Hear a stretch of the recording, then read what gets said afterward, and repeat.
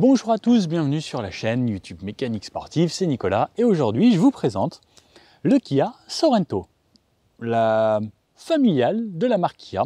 On a 7 places là-dedans, vous pouvez le voir, hein, gros bébé, pour transporter toute la famille. Donc comme d'habitude, on va faire un essai complet, je vous présente l'extérieur, l'intérieur, un test sur route, on va voir les conditions dans lesquelles ça fonctionne et je vous expliquerai un petit peu donc le système du moteur hybride rechargeable. Donc cette version du Sorento est disponible seulement avec un seul moteur en France, donc le PHEV. On a 265 chevaux là-dessous. Je vous explique tout ça. On commence par l'extérieur et ensuite on va conduire ça sur tout type de route et voir ce que ça donne. Donc ce Sorento, comme je disais, c'est une version hybride rechargeable. Donc le moteur là-dessous, on a un moteur 1,6 litre couplé à un moteur électrique. Donc ça donne 180 chevaux pour la version thermique et 80 chevaux pour la version électrique. C'est aussi une 4 roues motrices, donc avec tous ces moteurs qui travaillent, etc., avec une répartition de couple intelligente. La plupart du temps, c'est une traction et lorsqu'il y a besoin, ça passe en propulsion également. Donc ça donne ces deux moteurs 180 plus 91, une puissance cumulée de 265 chevaux sur les 4 roues. On a une boîte de vitesse 6 rapports couplée à tout ça. C'est imperceptible le passage de rapport et c'est pareil, tout comme lorsqu'on passe de la version électrique, enfin du moteur électrique au moteur thermique ou inversement, c'est pareil, on verra ça pendant l'essai, c'est imperceptible et c'est vraiment bien. Donc concrètement, ça c'est le cousin du Santa Fe, donc on a essayé sur la chaîne le Santa Fe, c'est à peu près la même chose, sauf qu'on a un design bien différent et autant le Santa Fe il faisait encore plus artifice, etc. Autant celui-là il fait classe, j'ai plus l'impression que ça c'est une voiture américaine. Je sais pas si ça vous fait penser à ça, mais vraiment carré et je sais pas, voilà, ça me fait penser à une voiture américaine. Pareil dans le gabarit, hein, c'est quand même assez gros. Sur nos routes, il faudra s'y faire, mais on verra que c'est plutôt facile à conduire. Donc en France seulement, version plug-in rechargeable pour ce qu'il y a, alors que son cousin, le Santa Fe, est disponible en plusieurs motorisations, avec le rechargeable, le hybride simple et une version diesel, il me semble. Au niveau des caractéristiques, donc des dimensions extérieures de ce véhicule, on est sur un véhicule qui fait 4,81 m de long, 1,90 m de large et 1,70 m de haut, jusqu'ici avec les barres de toit.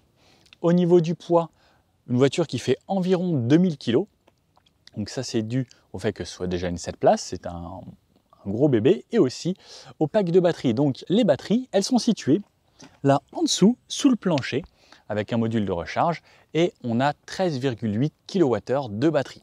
Lorsqu'on va la recharger, donc on rechargera ça à l'arrière, il faudra environ 3h30 sur une wallbox ou 5 h sur une prise normale pour recharger la batterie à 100%. Avec cette batterie, les normes WLTP sont données pour 57 km, donc sur un cycle mixte, et quasiment 70 km si on fait que de la ville. On verra pendant l'essai. Pour pas trop vous spoiler, les 57 km sont quand même bien respectés. J'ai fait le test avec la clim, avec de la ville, du 90, du 110, des bouchons. Et vous verrez donc pendant cet essai combien de kilomètres on a réussi à faire en full électrique. Après au niveau des consommations, on verra pendant l'essai ce que ça donne. Au niveau du tarif de ce Sorento, on commence à partir de 49 000 € et pour une version full option, vraiment le top du top, on sera comme une version aujourd'hui à 62 000 € prix catalogue. Au niveau de l'extérieur, on pourra trouver 10 couleurs différentes et les jantes, on aura seulement le choix en 19 pouces avec ce modèle. Pas beaucoup de choix de jantes malheureusement, mais en tout cas les couleurs, on aura le choix. Et c'est vrai que ce bleu, avec ses petites paillettes, ses petits reflets, il est vraiment bien sympathique. Et comme je vous disais, donc on a une version à 62 000 € aujourd'hui et on a toujours les 4 finitions de chez Kia. Donc on part du Motion, Active, Design et Premium comme on a aujourd'hui. Sur l'avant, regardez-moi ce beau bébé. Il est quand même bien massif, bien posé et je trouve que avec ces lignes assez droites, comme on peut le voir, hein, c'est vraiment carré. Bah, on le remarque bien sur la route et il fait bien posé. Donc on a ici une ligne ici qui revient là, donc assez simple sur le capot, mais je trouve que c'est surtout là sur l'horizontale que c'est bien dessiné, avec ces feux ici qui appuient bien cette horizontalité. Pareil là, cette bande qui fait quasiment tout le tour, quasiment à plat, à part une petite marque ici. ça étire la voiture en large. Ce que j'aime beaucoup aussi, c'est ici on a 3 feux, donc on a bien sûr du full LED, autant pour ça, autant pour les feux de jour ici, autant que pour ça ici, c'est vraiment du full LED 100% à l'avant. Et j'aime bien donc le fait qu'il y ait 3 optiques de chaque côté. Je sais pas pourquoi, mais plus il y en a, plus je trouve que c'est cool et plus ça fait technologique. Même si c'est pas forcément le cas, hein. Mais par exemple la Chiron, elle en a 8. Feu automatique, il s'adapte de nuit, passe de plein phare, etc. Donc toute option sur cette version premium en tout cas. Ici donc calandre en plastique, assez joli, j'aime bien le design, qui laisse passer l'air puisque c'est pas une foule électrique. Le gros logo Kia avec une caméra juste ici, c'est pas mal positionné. On a les caméras donc à l'avant, dans les rétros, et ça nous donne le pack des caméras 360, ça c'est un gros plus pour stationner ce véhicule. Et puis même c'est bien pratique tous les jours. On verra aussi que dans les rétros, il y a des caméras qui nous servent sur le tableau de bord. Donc on verra quand on met les clignotants, ça nous affiche l'angle mort en digital. Ça c'est un gros plus. Ensuite, donc on a tout ça qui est peint, de petites entrées d'air. Donc c'est un avant qui est même bien travaillé, hein. Il y a pas mal de petits détails un petit peu partout. Je trouve ça sympa. Pareil ici, ils sont bien intégrés ces anti-brouillards là. Les radars pour la conduite de niveau 2. Donc on a bien sûr la conduite de niveau 2 avec le maintien dans les fils, le centrage de voie et le régulateur adaptatif. Donc en gros, autoroute, etc. Dès que vous activez tout ça, vous n'avez plus à conduire, la voiture se débrouille toute seule et ça c'est un plus aussi. Une garde au sol assez haute, hein, on pourra passer quasiment partout, ça se veut un petit peu baroudeur, typé SUV, 4x4 SUV familial. C'est fait pour, on peut aller sur les chemins, 4 roues motrices, il y a un mode neige, il y a un mode sable, on peut passer quasiment partout. Et pareil, donc cette garde au sol, hein, elle est vraiment assez haute. Donc sur le côté, comme je disais, grande voiture de voyage, donc c'est assez long, 4,81 m, la voiture donc sur 1,70 m. Pareil, hein, on voit que c'est quand même assez imposant. Au niveau des jantes, donc comme je disais, du 19 pouces, on n'a pas le choix.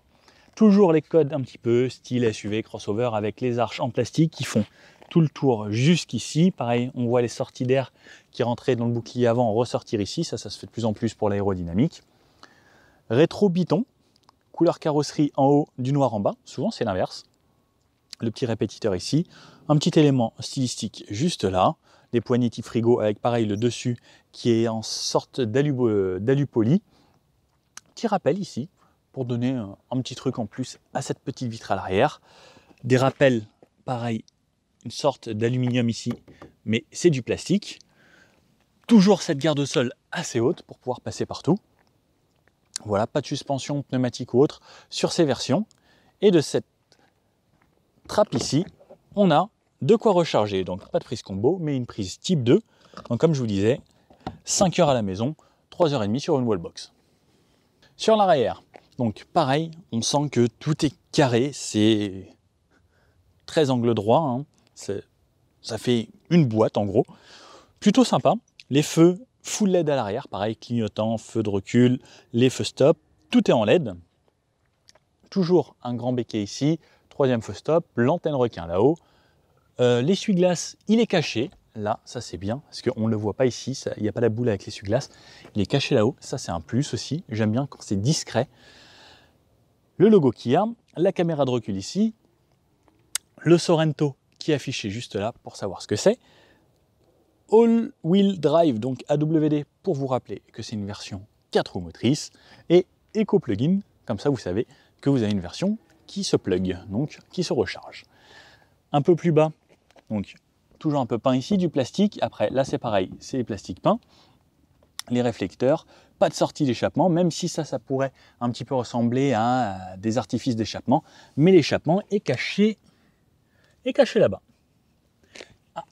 Et en étant en dessous comme ça, je vois qu'il y a une roue de secours juste en dessous, donc une sorte de galette par là. Et je crois qu'il faudra la démonter par là. Les radars de recul également. Et le coffre, donc il s'ouvre pas ici. Au début j'ai cherché, il s'ouvre juste là. Hop, alors j'appuie, ça clignote lorsque ça s'ouvre, et haillon automatique. On a une poignée également ici si on veut, et on peut, lorsqu'on le ferme, soit juste le fermer, soit fermer et verrouiller le véhicule. Ici, grande plage arrière, hop, qui va jusqu'au bout. Et là, on a un coffre juste énorme. Regardez, si je vais au bout, on pourrait rentrer à 3 sans souci ici. Là, on a vraiment de l'espace. Hop, la plage arrière, donc qui est facile à retirer. Donc, on déclipse sur les côtés. À l'arrière ici, on a plein de choses. On a une clim, des ports USB, une prise 12 volts, ici un caisson de basse et surtout des porte-gobelets et des porte-téléphones, des places à l'arrière parce que oui, on a 7 places dans ce Sorento. Et ce qui est facile, hop, j'ai juste à tirer sur cette petite languette, hop, ça me relève un siège et j'ai 2 sièges de cette façon ici. Donc ça, pareil, comme dans le Santa Fe, si vous avez vu la vidéo du Santa Fe 7 places, c'est la même chose, l'intérieur est fait exactement pareil, à part quelques petits motifs design, sinon ce sera la même modularité, mais je vous remontre quand même dans cette vidéo. Et pour abaisser les sièges, je tire là, hop, et ça se recouche. J'ai un petit bouton juste ici qui peut me permettre de rabattre les sièges arrière automatiquement. Donc il suffit juste de repousser un peu plus bas après. Et là, j'ai un plancher plat jusqu'au bout. Et le plancher plat, là c'est vraiment énorme. Regardez là, là j'ai les pieds qui touchent le dossier à l'arrière. Et il me reste encore, waouh, il me reste encore tout ça au-dessus de ma tête. Donc moi je suis 1,80 m, donc ça veut dire que là on a quasiment 2 mètres jusqu'au siège là-bas. Ça c'est juste énorme. On peut limite, si on n'a pas d'enfants, si on n'a pas les 5 enfants qui vont derrière, bah, se mettre un petit matelas et s'en faire un petit camping-car. Hein. Et là-dessous, on n'a pas vraiment de rangement, mais on a le cric qui permet, au cas où, de démonter sa roue qu'on a juste en dessous. Coffre très volumineux. Par contre, une fois que les sièges à l'arrière sont mis, là, on a vraiment quasiment plus de place. Donc regardez, ça, c'est mon petit sac de tournage. Ben, en largeur, j'ai juste la largeur du sac. Donc on pourra mettre des petits sacs à dos ici, mais pas beaucoup plus. Donc là, au-dessus, on a des barres de toit. Le coffre de toit, ça va vraiment recommandé si vous partez à 7. Ou sinon, une petite remorque derrière la voiture. Alors, à l'arrière, comme vous pouvez le voir là, donc plancher plat, il y a un autre petit truc cool ici. Alors, je ne sais pas si vous le voyez, je vous dis ça de suite. Vous le voyez, donc il y a un petit bouton ici. Lorsque j'appuie ici, ça s'avance et c'est électronique, c'est super cool pour pouvoir accéder aux places arrière plus facilement. Donc ça, je vais vous montrer juste après comment on accède aux places arrière. Je vous montre déjà la rangée juste ici. Donc pareil, ça, regardez l'inclinaison. On peut encore gérer sur environ 10 niveaux l'inclinaison du siège juste ici. Donc ça me laisse vraiment pas mal de choses. Autre chose, il coulisse. Mais je crois que c'est la voiture qui coulisse sur le plus. Il y a au moins 25 cm ici qui coulisse. Ensuite, donc ce côté. Alors pour le relever, je ne peux pas le relever de ce côté. Hop, je vais attraper la poignée là-bas. Hop là, je vais au fond et regardez, donc pareil, on a énormément d'espace, c'est tellement bien, ces places à l'arrière, elles sont vraiment top. Le siège à l'avant, il est réglé pour moi, je fais 1,80 m, regardez, 25 cm au moins devant moi, peut-être pas 25, 20 cm devant mes genoux, je suis large de chez large. Waouh, je viens de voir un truc, c'est extra. On a des ports USB dans les sièges. On les a pas ici, on en a un ici. On a 2 ports USB dans les sièges. On a une prise 12 volts ici. Et après, on a comme chez Hyundai, ce siège ici que je peux incliner ou avancer de cette façon grâce au bouton qu'on a sur le siège. Donc ça, c'est pratique, pareil quand on est conducteur ou autre, de le faire de là. Mais les ports USB dans les sièges, j'avais jamais vu ça. J'adore, juste parce que ça change des autres. J'ai des porte-gobelets dans les portières ici, plus de quoi mettre des bouteilles 50 centilitres dans les portes. On a la Sonobose, donc on a des gros haut-parleurs dans les portières. Un accoudoir là, le gros accoudoir avec la languette, bien vu la languette. On est top là, hein, franchement. Au niveau de la tête, j'ai de la place. Grand toit panoramique et ouvrant sur l'avant, ça fait du bien. Moi j'adore le toit panoramique. Et à l'arrière, c'est franchement top. Je peux rien dire de mieux, c'est vraiment top. Je suis très très bien. J'ai de la place. Seul truc, moi, c'est noir. Des tons clairs, ça m'aurait fait vraiment rêver. Les sièges, tout est bien, c'est confortable, c'est moelleux, c'est spacieux. J'ai de la place pour les pieds, j'ai de la place pour les genoux. J'ai les sièges chauffants à l'arrière, les vitres avec impulsion, mes petits rideaux. Franchement, que demander de plus à l'arrière? La place du milieu. Donc, le tunnel central, il fait 1,5 cm d'épaisseur. Donc, j'ai de la place pour mes pieds. Si vous ne faites pas du 44-45 comme moi, bah, ça passera ici sans problème. Donc même en étant tout droit, il y a énormément de place. Le dossier est un petit peu dur, mais si c'est une personne de petite taille, ce sera moins gênant déjà. Mais pareil, j'ai de la place au niveau de la tête, au niveau des genoux, au niveau des pieds. Et ben on est pas mal. La ceinture, elle est sur la banquette ici. Fixation isofix sur les deux sièges et top taser sur les deux sièges passagers à l'arrière. Et franchement, eh ben je suis super bien. On a l'aération ici, deux aérateurs. Des filets ici. Ah non, c'est filet plus poche. Eh, ça, on voit pas ça partout. Franchement, cette Kia me surprend. Je suis agréablement surpris, parce que j'étais pas monté à l'arrière encore. Je découvre avec vous. Eh bien, je suis agréablement surpris. Et même sur les portes, hein, les finitions sont bien faites. Il y a du cuir et des surpiqûres. Les poignées, elles sont belles. Alors, c'est du plastique dur en bas. En haut, c'est moussé. C'est rare qu'à l'arrière soit moussé même en haut. Des belles petites finitions au niveau des poignets. Franchement, j'ai pas grand chose à lui dire à cette voiture. Hein. Pour les places arrière, je vais aller me tirer mon siège. Donc, hop, j'ai le coffre qui s'ouvre. Je retire ma plage arrière. Alors, par contre, cette plage arrière ici, je ne sais pas quoi en faire une fois qu'elle est enlevée parce que je ne peux pas la laisser dans la voiture. Ça, c'est vraiment dommage. Je tire mon siège, donc je relève un siège ici. Je relève le deuxième. Hop. Donc, c'est très facile à faire. On a juste à tirer sur une languette. Et ensuite, j'appuie sur mon petit bouton, comme je vous ai montré. Tout s'avance très facilement. Et alors, il faut être assez jeune et assez flexible parce que regardez, là, je suis assez sportif pour monter ici. Et ensuite, donc à l'arrière, heureusement que les banquettes ici, elles coulissent, parce que là, ça vous laissera plus de place, parce que lorsqu'elles sont en position reculée, pas facile forcément de se mettre à l'arrière si on est un adulte. Et même pour un enfant, ça laissera pas énormément de place. Donc, comme elles s'avancent, je les avance. Hop. Donc là, je vous le mets au maximum hein, pour la démo. Mais ensuite, ici, les sièges sont positionnés assez bas. Donc pour des adultes et des petits trajets, ça ira. Par contre, sur des longs trajets, ce ne sera pas forcément top d'être à l'arrière. Mais par contre, comme je vous disais, à l'arrière, cette fois-ci, maintenant que j'ai mes sièges, j'ai mon bloc clim ici. Je peux régler ma température vraiment et ma ventilation. Non, ce ne sera pas la température, ce sera juste la puissance de ventilation. Et je pourrais quand même, avec un petit bouton, rabattre les sièges juste ici. Et là, c'est pareil, je peux me faire un plancher plat si je veux me mettre tout au fond.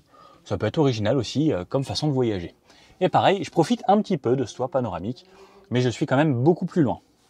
Au final, à part le fait qu'on ait les genoux comme ça en équerre, c'est plutôt spacieux, c'est plutôt bien. J'ai pas grand chose à lui reprocher, moi.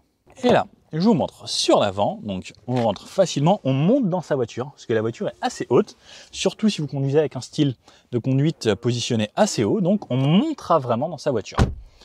Et une fois que je suis là, je suis bien installé, j'ai de la place, c'est plutôt lumineux avec le toit panoramique, et c'est spacieux, vraiment, on sent qu'on est dans une grosse voiture, et on se dit, ok, ça paraît costaud quand on est dedans, on se dit, waouh, il y a plein de choses, et on se sent bien en fait, on sent sécurité. C'est mon feeling comme ça, juste comme ça.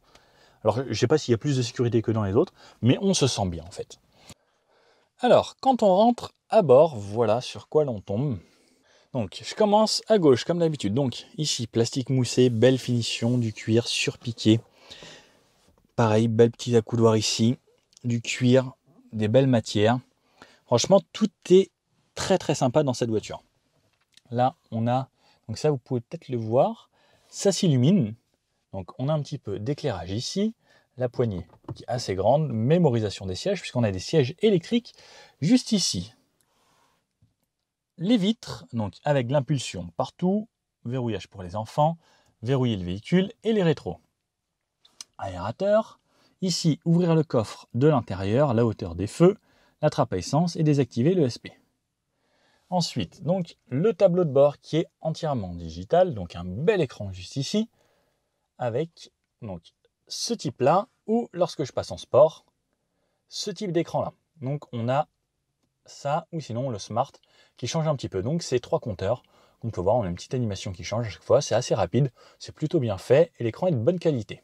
Donc on a 3 modes comme vous avez pu le voir, Eco, Sport et Smart. Sport, puissance maximum, Eco, économie maximum, Smart, c'est un mix des deux, on va dire que c'est un mode normal. À droite, un deuxième écran ici, celui-ci est tactile, donc on a tous nos raccourcis et il fonctionne comme ça. Donc on peut avoir le mode PHEV ici qui nous donne le restant de batterie par exemple, notre conduite, comment on a conduit, et ensuite navigation. On a bien sûr l'Android Auto, l'Apple CarPlay, la navigation avec, alors je ne sais pas si vous voyez là, il y a toujours cette grosse mouche. L'affichage tête haute, on a la navigation qui s'affiche là également. Un écran qui est bien. Hein. La clim, on peut avoir des raccourcis ici, mais on a aussi tout ça juste en dessous. Donc on a des raccourcis sur les côtés, donc nav, média, radio, etc. Le son qu'on peut régler ici. Changer de musique là-bas et une touche favori. La touche favori, c'est dommage, elle est un petit peu loin. En dessous, donc, encore 2 aérateurs, comme on a sur les côtés. Donc, ce bloc clim ici, donc, hop, je peux me régler ma température ainsi. Le mode auto, off, dégivrage. Driver only, c'est juste pour vous. Quand vous roulez en électrique, ça évite de consommer trop d'énergie. La clim, etc.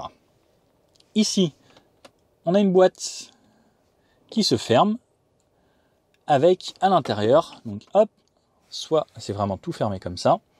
J'ai accès ici ensuite à 3 ports USB. Donc on a un USB au milieu pour l'Android Auto, l'Apple CarPlay, et sur les côtés 2 USB pour recharger. Et ensuite on a aussi le chargeur par induction juste ici. Sur les côtés on a siège chauffant et siège ventilé, donc conducteur, et ici pour le passager. Le sélecteur de rapport juste ici, donc avec le reculé, neutre et drive, et la touche parking de cette façon. Et pour passer, sinon, on tourne ainsi en appuyant sur le frein. On a 2 porte-gobelets ici, un 3e rangement là, un rangement ici, par exemple porte-stylo ou autre, bien pratique. Et ici, de quoi sélectionner son drive et son terrain. Donc, le mode éco, sport, smart, et quand on appuie ici, on passe ensuite au mode Snow, Mud ou Sand. Snow, neige, Mud, c'est de la boue, et Sand, c'est du sable. On peut laisser en normal, Eco, ça va très bien. Volant chauffant, Auto Hold, aide aux descentes de côte, frein de stationnement. Ici, c'est la touche pour passer en mode électrique ou en mode hybride. Si par exemple, vous roulez en thermique, vous voulez passer en électrique, vous appuyez ici, la voiture passera en mode électrique. Les caméras, puisqu'on a les caméras 360, donc regardez, on voit magnifiquement bien mon trépied. Donc on a les caméras réglables sur plusieurs positions et la version 360 juste d'ici. Mais je peux régler aussi de cette façon pour avoir juste les roues sur les côtés. Hop. Alors là c'est les roues à l'arrière, mais par contre quand je passe en marche avant, ça me fait sur l'avant et pareil ce sera les roues sur les côtés, mais cette fois-ci les roues avant. C'est quand même super bien fait. Et pareil, à l'arrière, j'ai plusieurs angles où je peux avoir une version un peu plus grand angle de cette façon. C'est top. Sur le volant à gauche, on a la commande vocale, les modes ici qu'on va voir pour la radio, le volume, changer de radio, décrocher, raccrocher au téléphone. Et à droite, ce sera pour faire défiler les menus qu'on a au fond. Donc on aura plusieurs types de menus, ainsi. Et là, on aura toutes les infos avec les consommations et autres. Donc là, voilà, on a tout ça. La pression des pneus, les drive modes, la traction que ce soit sur l'avant ou l'arrière, et on peut ajouter des éléments ainsi. On a des palettes derrière qui servent seulement pour la boîte de vitesse, pas de récupération d'énergie, ça c'est dommage. Les feux ici, donc bien sûr avec le mode feu auto, et les clignotants, regardez, ça c'est ce que j'adore. Donc je vois ce qui se passe dans mon angle mort, donc ce qu'il y a dans mon rétro ici, mais ce sera pas seulement ce qu'il y a dans le rétro, ce sera vraiment l'angle mort, ce que je ne vois pas. Donc ça c'est un plus, et peu importe le côté que je le mets, ça me le fait. Et ça, vraiment, c'est une des meilleures aides que j'ai vues sur une voiture. Sinon, le klaxon ici, et à droite, les essuie-glaces, bien sûr, avec un mode automatique également. À droite, donc, on a pareil là ce gaufrage ici, 3D un petit peu, très sympa, avec un tableau de bord, hop, où tout est moussé. Hop, là c'est franchement joli. Pareil, c'est moussé jusqu'à là. La boîte à gants, qui est normale, pas très grande, simple. La portière ressemble à ça sur le côté. Le siège ressemble à ça, donc tout en cuir, à peut-être plutôt moelleux. Siège ventilé et chauffant, donc c'est pour ça que c'est perforé partout. Et cette petite touche ici que j'adore, donc on peut régler l'inclinaison du siège par exemple, juste ici, ou pouvoir l'avancer. Et comme je disais, les petits ports USB qu'on a juste ici, ça c'est énorme. Et la vue sur les places arrière. Et ce grand toit panoramique, waouh. Non, ça c'est vrai que c'est quand même beau. Et donc, il est ouvrant en plus. Et ça c'est un vrai plus. Parce qu'on respire mieux, je trouve, avec le toit ouvrant. Il s'ouvre, voilà, assez grand. C'est plutôt sympa. Bon, et on va repartir pour l'essai de cette voiture. Bon alors, c'est parti pour la route avec ce Sorento. Donc hop, je tourne ma petite molette ici et je passe en drive. Donc c'est le plugin recharge, donc ça veut dire qu'on peut le recharger celui-ci. Et on va partir en électrique. Donc là je suis 97%, donc on va dire quasiment 100%, hein, et ça m'indique 47 km d'autonomie. Donc comme d'habitude, quand on a un hybride rechargeable, on commence en électrique et ensuite on voit les consommations qu'on a sur le mode hybride. Donc ça, c'est le cousin du Santa Fe. En gros, c'est la même chose, sauf qu'on a un design un petit peu différent. À l'intérieur, on retrouve cet espace énorme où on se sent bien. Là, je me sens haut le capot. Alors, tout est un petit peu différent au niveau du style. Mais sinon, la conduite, je pense qu'on va ressentir à peu près la même chose. Si vous avez vu la vidéo sur le Santa Fe, bien là, normalement, ça devrait s'en rapprocher. Donc 47 km d'autonomie. Là, j'ai la clim coupée. Dès que j'allume la clim, hop, donc par exemple, je me remets la clim, ça me réduit, donc on repasse à 44 km. Donc on a déjà perdu 3 km d'autonomie juste dû à la clim. Comme on fait un essai dans les conditions normales, je vais laisser la clim allumée. Et bien sûr, on va faire en sorte de voir combien ça consomme et est-ce qu'on arrive vraiment à faire ces 44 km. Donc j'ai remis tous les compteurs à zéro. Et le but, c'est d'arriver à épuiser les capacités de la batterie et voir si on arrive vraiment à faire ces 44 km. Donc là, c'est parti. On va faire un tour comme d'habitude. On sort de Paris, on va aller faire un petit tour dans l'Essonne, dans le 77 et voir si on arrive à ces 40 km sur un usage totalement mixte, pas en faisant que de la ville. Parce qu'en faisant que de la ville, normalement, c'est quasiment sûr de faire ces 44 km. Alors, hop, je sais plus où je suis. L'Android Auto. Donc voilà, comme on peut le voir, on a l'Android Auto, on a l'Apple CarPlay. J'ai mon affichage tête haute. En gros, hein, tout est réuni pour pouvoir conduire sereinement. En ville, la direction, elle est facile, elle est bien assistée, elle n'est pas trop légère. Ça, j'aime bien. Là, je suis en mode éco. Donc, on aura plusieurs modes sur la voiture qu'on change juste ici. Donc, éco, sport et smart. Et celui-ci, il y a des modes supplémentaires. En appuyant, on peut choisir snow, mud ou sand. Hop, sur le terrain ou sur le drive mode. Ça c'est cool. J'aime bien ce petit truc là. Ici on a pareil, toutes les options, volant chauffant, le auto, l'aide à descente de côte si par exemple on est sur quelque chose de vraiment très raide. Donc toujours quelque chose de confortable, à gros dodane. Hop. On sent que c'est confort quoi. On sent que c'est une voiture faite pour voyager à plusieurs et dans le calme et surtout en électrique. Regardez, ça fait pas de bruit. Enfin, c'est fluide, c'est cool et surtout en ville comme ça, pouvoir rouler en full élec, je trouve ça parfait, surtout qu'on a un gros bébé comme ça. Mais on a essayé donc la version hybride sur le Santa Fe. Celui-ci, c'est la version hybride rechargeable. L'avantage de celui-ci, c'est qu'on peut rouler vraiment en gros, hein, comme il me l'indiquait, 45 km en full électrique. L'hybride, donc c'est vraiment lui qui va faire un mix. Mais on avait réussi à descendre à des consos vraiment très sympas. On était en dessous des 5 litres sur des petites routes. Et je crois qu'on avait fait une moyenne à 6,7 litres sur 1300 km en prenant de l'autoroute et autres. Donc c'était vraiment pas mal, surtout en étant 5 chargés plus 300 km. On était 7 dedans, 7 adultes. Donc c'était pas mal. Cette fois-ci, je ne vais pas pouvoir faire le test avec tout le monde dedans. Mais on va voir ce que ça donne. Bon, comme toujours au feu, moi j'aime bien mon auto hold, ce qui me permet de relâcher la pédale. Et le calme qu'il y a dans la voiture, ça c'est vraiment top. On est bien installé. Pareil, on a les sièges chauffants, on a les sièges ventilés. Ça c'est un gros plus, les sièges ventilés. On est bien installé, on a de l'espace, hein. La couloir ici, il est assez gros. Et je trouve mieux que dans le Santa Fe, parce que le Santa Fe là ici c'était haut, alors que là, j'ai pas mon bras qui va se mettre sur un truc métallique ou plastique. Soit il tombe, soit il est là. Donc je trouve ça vraiment pas mal. Je préfère en fait limite ici. Même sur Santa Fe, ça devient un petit peu plus gros là. Mais je préfère cette accoudoir-là. Donc, en full électrique, on a une relance qui est largement suffisante hein, pour ce genre de voiture.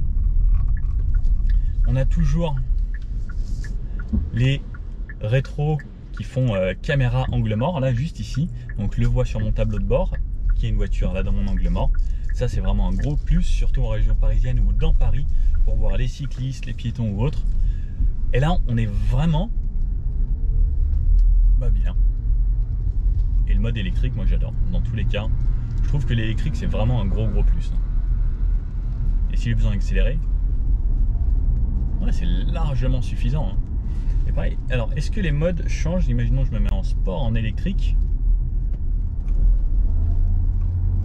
Ah ouais. Alors le mode sport, lui par contre, si on est en électrique, qu'on appuie un petit peu plus, il va tout de suite nous redémarrer le moteur.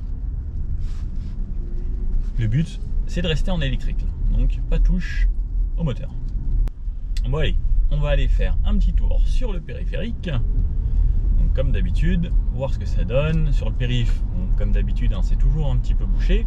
Donc gros avantage quand c'est bouché, je me mets toutes mes aides à conduite. Donc clique sur mode ici, ça m'active mon régulateur adaptatif. Je le mets à 70 et je mets le maintien dans les lignes. Et là, c'est plus moi qui conduis. Donc là, je me laisse conduire juste pour s'insérer. Alors, malheureusement, les voitures ne s'insèrent pas encore toutes seules. Et lorsqu'il y a des voitures qui s'insèrent, ça ne le fait pas encore vraiment tout seul. Mais là, c'est parti. Je ne touche plus à rien. La voiture me conduit. Donc regardez, vous pouvez le voir. Moi, ni les pieds, ni les mains. Et ça, c'est vraiment ce que j'adore. Bon, par contre, on est obligé de laisser les mains sur le volant. C'est la loi.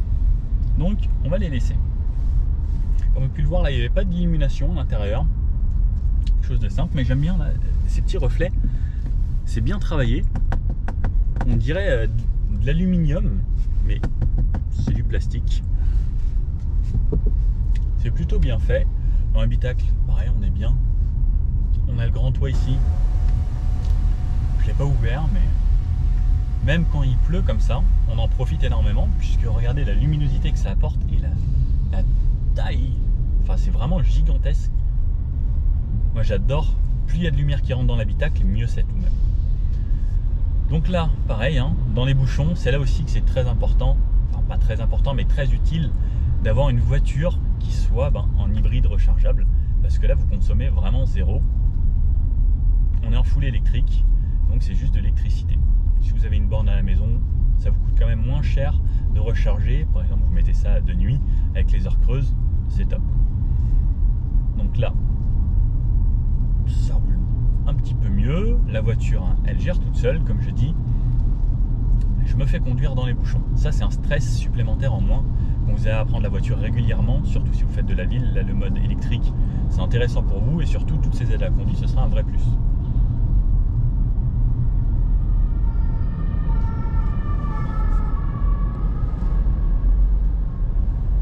Au niveau de l'insonorisation, regardez là, j'ai un camion. Ça reste pas trop mal insonorisé.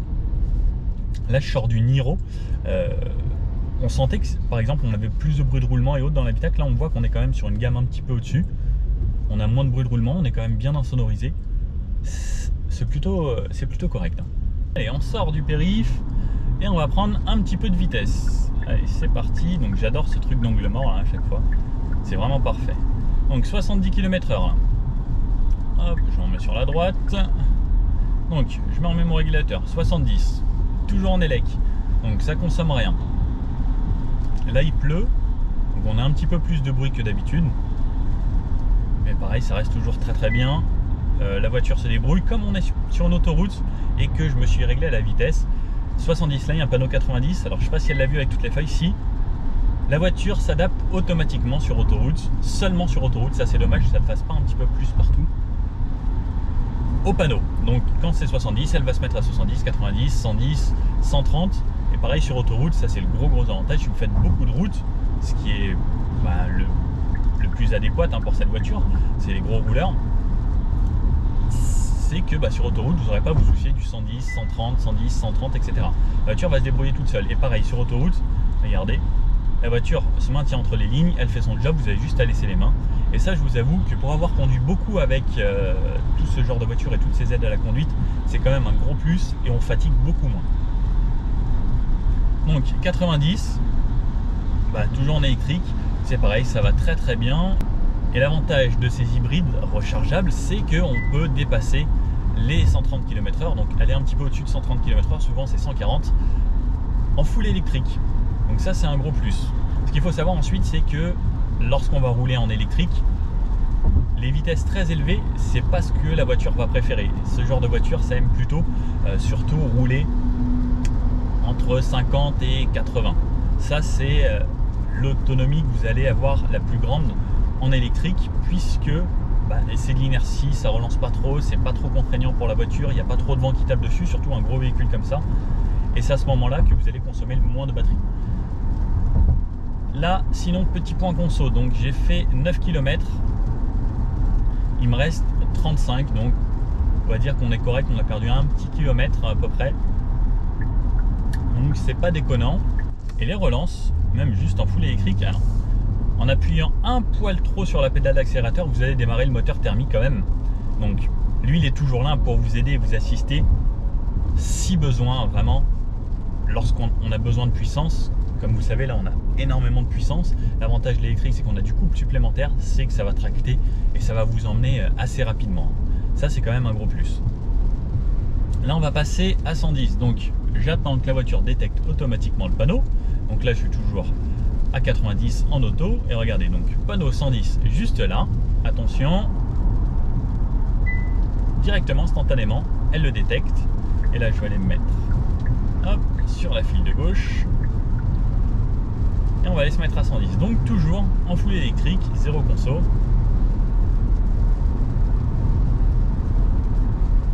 Alors à 110 km/h, je pense que j'ai quasiment pas de bruit du vent, ça reste toujours bien insonorisé. Donc là, la pluie trompe un petit peu, puisque bon, on a quand même les gouttes qui viennent s'éclater sur le pare-brise, mais à part ça, c'est franchement pas mal. Le bip bip, c'est il y avait un camion, c'est pour me dire attention, dans l'angle mort, il y a un camion si tu veux continuer à doubler. Donc 110 toujours en électrique, pas de bruit de moteur, pas de vibration, rien du tout. Ça, c'est le gros avantage de l'électrique. Et ça se débrouille bien. Franchement, rien à lui redire là-dessus.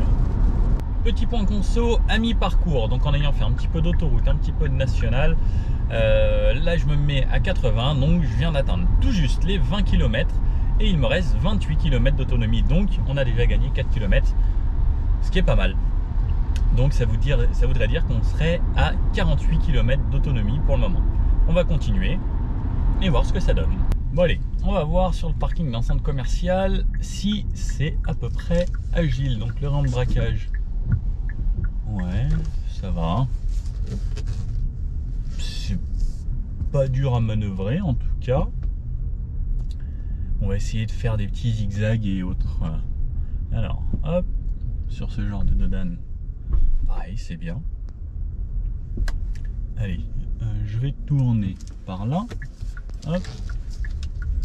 C'est fou, ça, les centres commerciaux sont toujours pleins.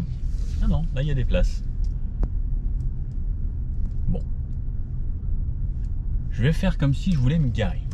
Donc, ce qui est bien, c'est que lorsque je vais passer ma marche arrière, hop, je tourne ma molette et j'ai mes rétros qui se mettent bien. J'ai les caméras 360 qui sont de bonne qualité.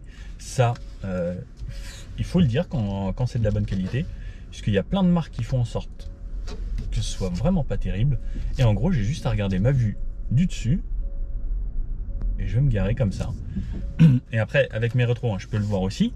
Ce qui est bien, c'est que ça passe caméra avant pour voir exactement où je vais aller. Hop, marche arrière. Et je vois exactement où je vais avec les traces et tout qui va bien. Et franchement, les caméras sont de très bonne qualité. Et ça me fait plaisir. Parce qu'il y a des fois, même sur une Porsche, ce sera pas aussi bien. Alors que là, c'est top. Par contre, on voit qu'on a une voiture un petit peu plus grande que les autres. Après avoir roulé, ça fait combien de temps que je roule? Ça fait 1h23 que je roule. Et j'en suis arrivé au dernier kilomètre d'autonomie. Donc ça m'affiche 1 km restant en électrique. Et j'ai parcouru 58 km jusqu'à là. La voiture est donnée pour 57 km aux normes WLTP. Je viens juste 58,00 et il me reste toujours un petit kilomètre. Donc on va faire, allez, 59 km. Et ensuite on va repasser dans la version hybride de cette voiture. Donc depuis tout à l'heure, ça y est, là on est passé à 0. Je suis toujours en EV. Donc jusqu'à 0, il me reste encore dans le 0 quelques petits brins d'électrique. Donc exactement 58 km et demi. Donc vraiment sur un vrai mix entre de la ville, du périph', de l'autoroute, des bouchons, un petit peu de 90, un petit peu de 110, alors pas de 130. Mais voilà, 59 km, on y arrive. Et si je réaccélère un petit poil pour finir, allez, mode hybride. Voilà, c'est passé en mode hybride. Donc il reste toujours de la batterie, hein. Donc sur la jauge de graduation, il me reste encore au moins 15%. Alors ça, je sais pas si je vais pouvoir le retrouver là, annuler, home, si je fais PHEV, ça me dit voilà, il reste toujours 15% de batterie en fait. Donc la batterie va jamais jusqu'à 0 pour toujours pouvoir garder ce mode hybride, puisque maintenant elle va vouloir aussi consommer le moins possible. Donc on va dire 59 km en mode full électrique. Donc c'est plutôt bien, hein. C'est au moins ça tient ses promesses, ce qui est annoncé. Pourtant il pleut, donc il y avait mix clim chauffage, les essuie-glaces, les feux qui sont en route, c'est correct. En plein hiver vous allez faire un petit peu moins parce que le chauffage ça consomme vraiment beaucoup, mais je trouve ça vraiment bien. Donc là par exemple sur l'hybride, là je suis heureux en électrique puisqu'il y a une petite descente, le moteur force pas trop. Donc voilà, ça garde toujours, là c'est ça gardera toujours entre 5 et 15% d'autonomie dans la batterie pour jamais être à 0. Et c'est bien de ne pas user une batterie jusqu'à 0. Au final c'est top. Hop. Alors là c'est mouillé, mais on va se tester la tenue de route et les sièges. Alors bah, franchement là, sous la pluie ça tient bien, hein. On prend un peu de rythme, ça s'ouvre un poil, on sent que c'est un petit peu lourd. Au niveau des sièges, alors les sièges sont assez grands. Donc moi je fais 72 kg pour 1m80 et vous voyez je me balade quand même pas mal. Ils n'ont pas un énorme maintien, mais quand on arrive vraiment sur le coin extrême, bah, on arrive à être maintenu assez bien. Par contre voilà, on bouge un petit peu. Et sinon sur la tenue de route, bah, c'est plutôt pas mal.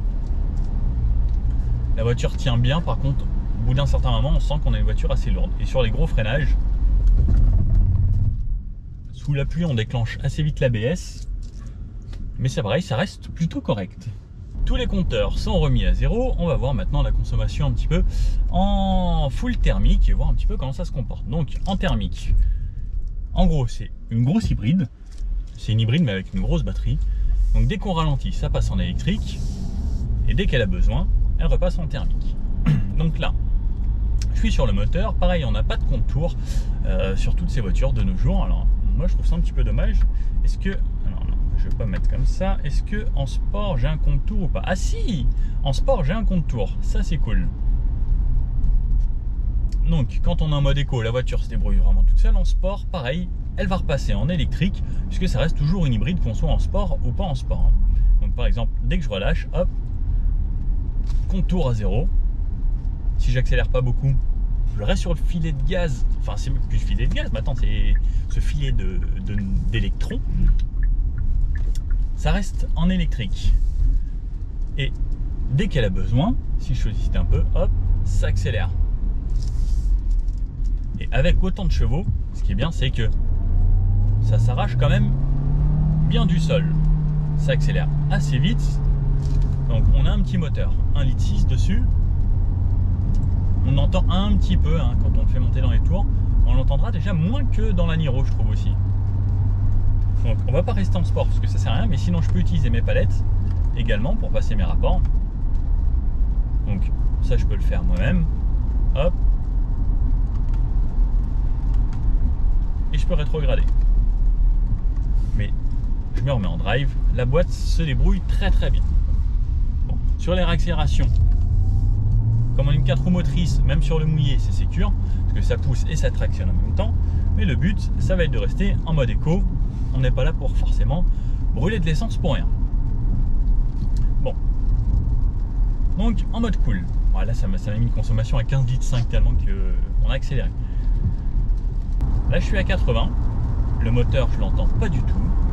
C'est top. Très léger bruit de roulement. À part ça, toujours autour de nous, c'est bien sonorisé par rapport à l'extérieur. 90 km/h. Pareil, léger bruit de roulement parce que bon là on est sur un vieux goudron, là les rouges, vous savez, ceux qui font bien du bruit. Et ça reste agréable. Et à 110, donc je relance, ça me tombe un rapport, hop. Et à 110 km/h, pareil, toujours ça reste bien insonorisé. Le moteur il est peu présent dans l'habitacle. On sent qu'il y a le moteur qui est démarré, mais c'est vraiment pas bruyant. Ça reste franchement correct. Donc là on va repasser à 90 km/h. Donc pareil, dès que vous ralentissez, le moteur thermique se coupe. Il se dit bah on n'a pas besoin de moi, c'est comme si on se mettait en roue libre. Et ça va passer en électrique.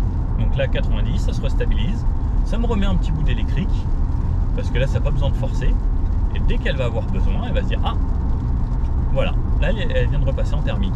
Et la transition thermique électrique ou électrique thermique, vous ne la sentez absolument pas. Il n'y a pas du tout d'à-coup, il n'y a vraiment absolument rien. C'est imperceptible. Si vous ne prêtez pas l'œil, on n'entend quasiment pas. En tout cas à 90 km/h ou autre, on n'entend pas et on ne le sentira pas. Mais même selon la vitesse, vous ne le sentirez pas. Sauf si vous mettez vraiment le pied dedans, on va sentir le thermique qui va démarrer pour vous entraîner encore plus. Mais sinon, à aucun moment, on se dit, bon bah voilà, là le moteur vient de démarrer. Et ça c'est top, puisque la transition est vraiment fluide, donc on ne la sent pas du tout au quotidien. Après ce petit mix en thermique, enfin en hybride hein, surtout, parce que là par exemple en ville, la voiture adore se mettre en électrique. Donc à chaque freinage, elle recharge, et si on reste en éco-conduite, bah, la voiture est quand même une grosse partie du temps en électrique. J'en suis à une moyenne de 5,4 litres au 100 km, ce qui est plutôt convenable. Hein. Donc là par exemple, là je reviens de passer en thermique. Et voilà, 5,4 litres sur une conduite cool. Après, il n'y avait pas de bout d'autoroute. Sur autoroute, je pense que on sera à peu près comme le Santa Fe, aux alentours des entre 6,5 litres et 7 litres au 100. Enfin, plutôt vers les 7 litres, parce que là, on a quand même plus de 100-150 kg de poids de batterie qui permettent d'avoir l'autonomie full électrique. Donc, on sera aux alentours des 7 litres, à mon avis, si on est sur autoroute. Sinon, 5,4 litres, c'est plutôt convenable pour un gros bébé de cette taille-là, en tout cas en mode hybride. Bon alors, au final, qu'est-ce qu'on en pense de ce Sorento? Bah, c'est plutôt bien, hein. Comme son cousin éloigné, le Santa Fe, c'est toujours aussi confortable sur la route.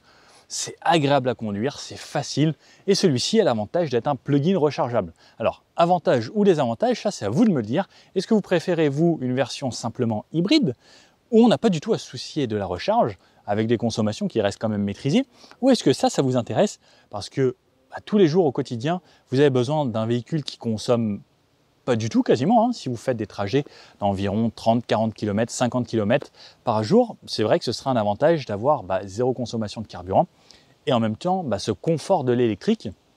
Ou est-ce que vous préférez une version hybride qui se débrouille tout seul, qui consomme aux alentours des 5-6 litres selon comment on conduit, ou cette version où en fait là les consommations au 100 c'est un petit peu plus compliqué à déterminer puisque on peut faire plus de 50 km, quasiment 60 en full électrique.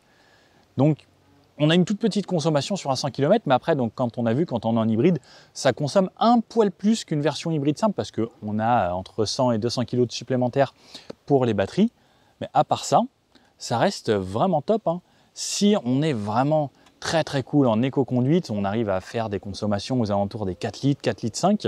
Après sur autoroute, ça consomme un petit peu plus. On sera aux alentours des 7 litres au 100 si on fait que du 130. Et après c'est pareil, même sur autoroute, des fois, lorsque ça va redescendre, ça va repasser un petit peu en hybride, etc. Donc pour ce genre de gros bébé, et lorsqu'on est chargé, ça sera quand même plutôt convenable, niveau consommation. L'avantage pour moi, c'est l'électrique rechargeable.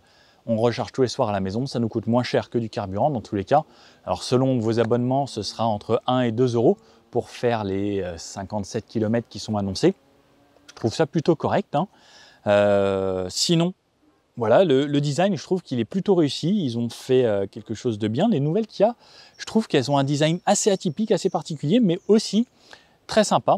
Et je pense qu'elle s'adresse vraiment à tout le monde. Celle-ci a quand même un côté assez masculin, assez costaud.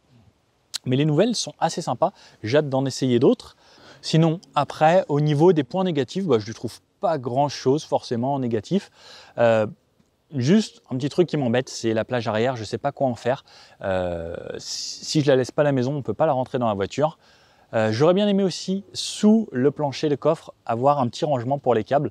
Ça aurait été un petit plus. Sinon, franchement, vous, qu'est-ce que vous le trouveriez de négatif ou de positif? N'hésitez pas à me le mettre dans les commentaires. Sinon, voilà, que dire de plus? C'est confortable, c'est agréable à conduire. On sent bien l'intérieur, il y a de la place. 5 personnes, on voyage sans souci. 7 personnes, si vous avez 2 petits-enfants à l'arrière, ils seront bien à l'arrière, ils seront contents. On a de la place. Les sièges, c'est confortable. Vraiment, c'est une voiture faite pour faire de la route. Alors, je n'ai pas fait traverser la France avec celle-ci, mais c'est une voiture avec laquelle je le ferai vraiment sans souci et avec laquelle je prendrai du plaisir, pareil avec toutes les aides à la conduite. Ça aussi, c'est des options que je vous conseille si vous prenez ce genre de voiture neuve. Et c'est pareil, à la revente dans quelques années, quasiment toutes les voitures en seront équipées. Donc n'hésitez pas à les prendre de nos jours. Voilà, n'hésitez pas à me dire ce que vous en pensez. Et je vous dis à bientôt pour une prochaine vidéo sur la chaîne. Ciao!